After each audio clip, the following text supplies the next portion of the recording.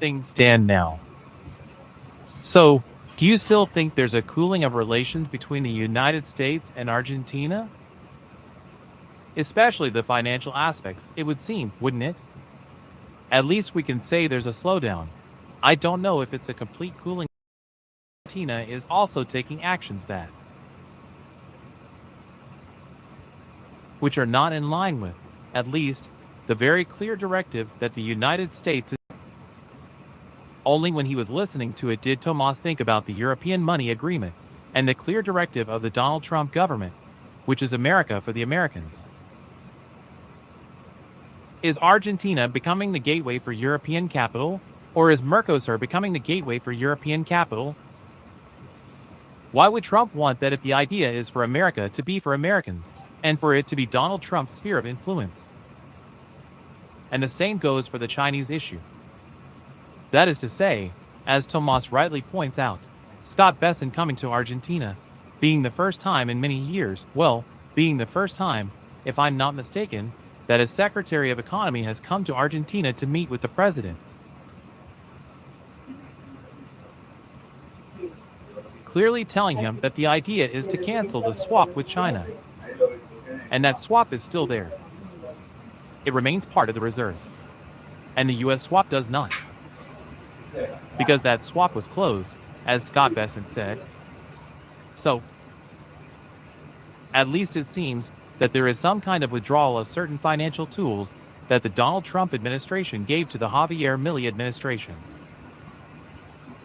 The idea, it seems to me, was to stop a collapse, which is something that several U.S. administrations share.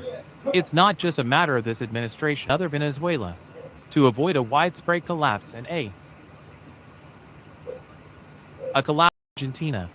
But that in general has been something that has accompanied several administrations. In fact, also when President Biden gave certain benefits to the loans from the International Monetary Fund to Alberto Fernandez regarding the surcharges, there we can also make an interpretation that Argentina did not completely collapse economically. So, I think it's something the United States has been doing to prevent Argentina from ending up in that situation. I think it's something the Trump administration supports, but I think that at this moment, it seems to me that the Trump administration is saying, well, we've already fulfilled our role of preventing the collapse and stabilizing the situation. We're withdrawing because the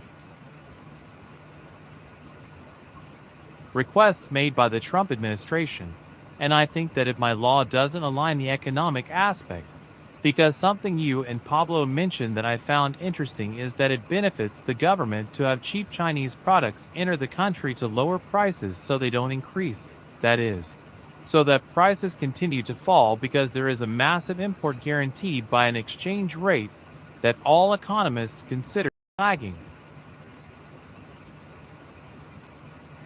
The day that exchange rate is implemented, because the government will also have to continue paying off debts, and will also have to continue using reserves to sustain the volume of imports.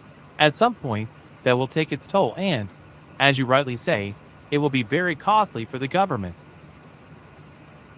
That's right.